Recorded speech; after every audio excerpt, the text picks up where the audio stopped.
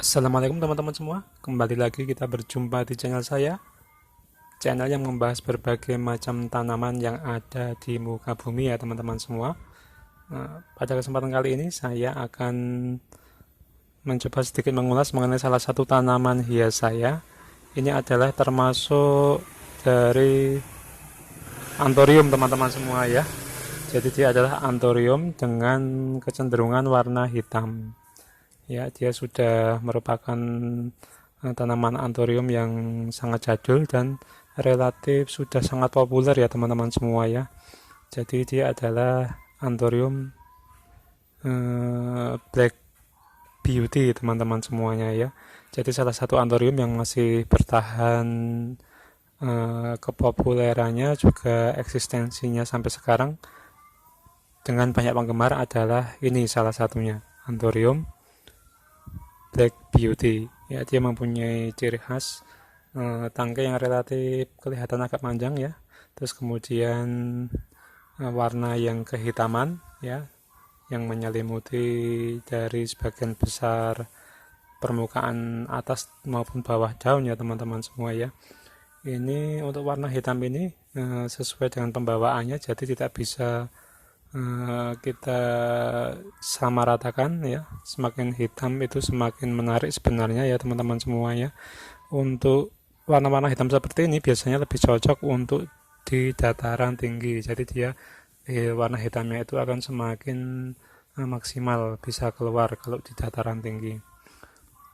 Untuk perbanyakannya sebenarnya ini adalah sangat efektif dengan penyerbukan bunga atau tongkol sebagaimana anthurium yang lain teman-teman semuanya.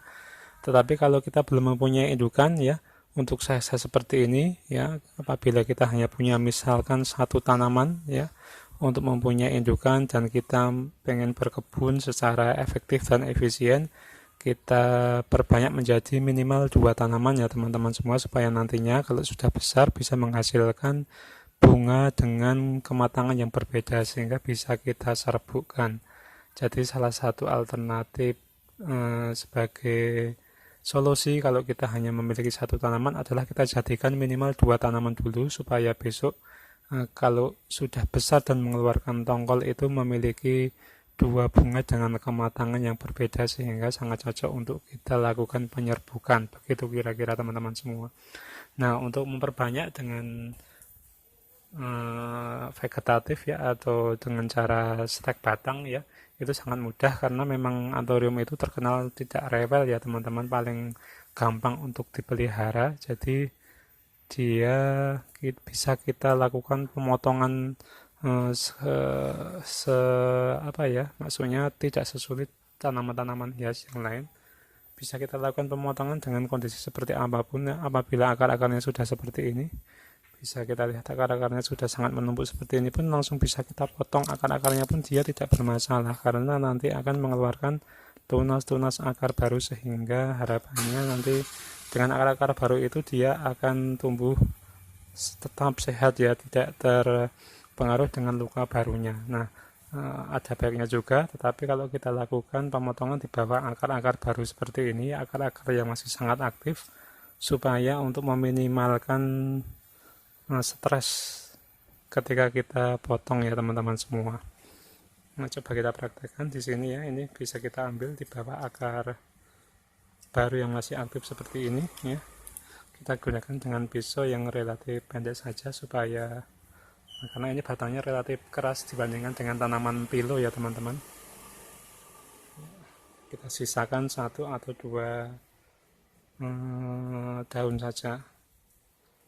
Kita ambil di sini. Kelihatan ya teman-teman, semoga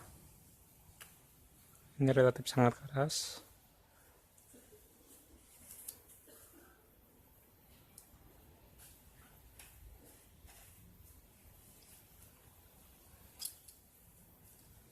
Seandainya pun nanti akarnya terpotong pun tidak masalah ya teman-teman, karena dia nanti akan menumbuhkan akar-akar baru.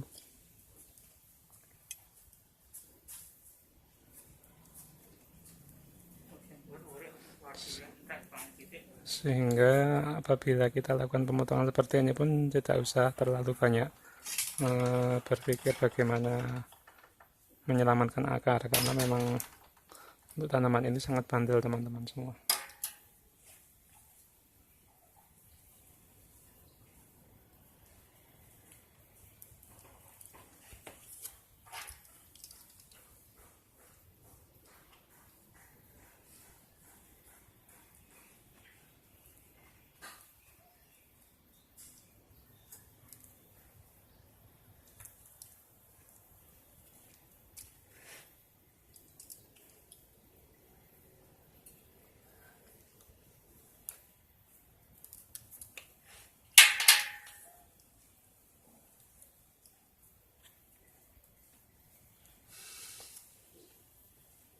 Sedikit bersabar ya teman-teman ya. Nah ini sudah kena ya, sudah terpotong, tinggal menyelamatkan akar-akarnya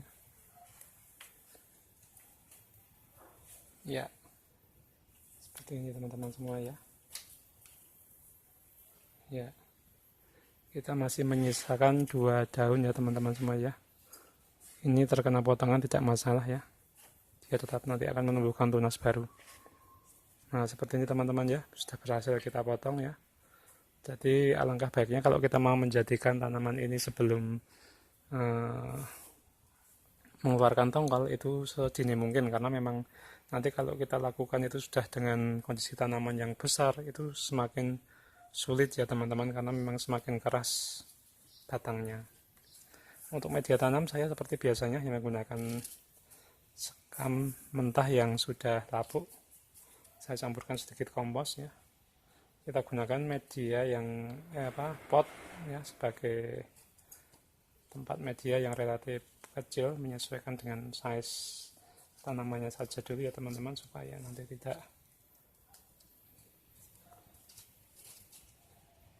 terlalu beresiko.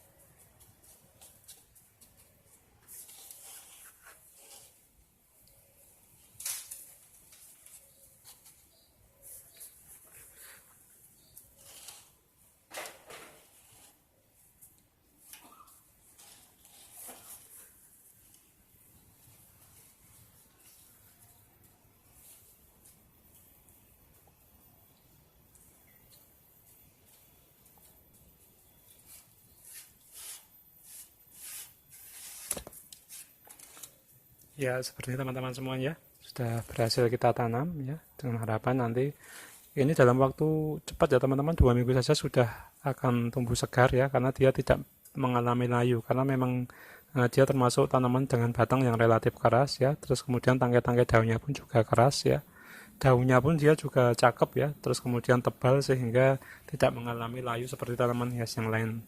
Jadi langsung tampil cantik ya, tinggal kita menampilkan atau mengeluarkan akar baru supaya dia bisa melekat ke media tanam yang baru ini.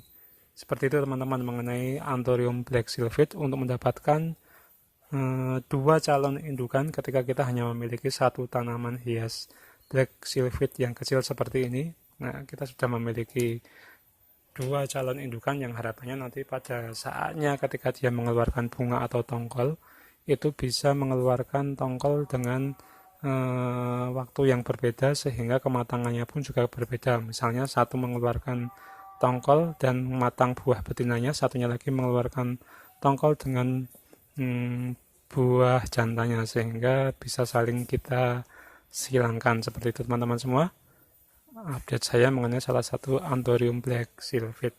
Semoga menjadikan informasi. Saya akhiri. Wassalamualaikum warahmatullahi wabarakatuh.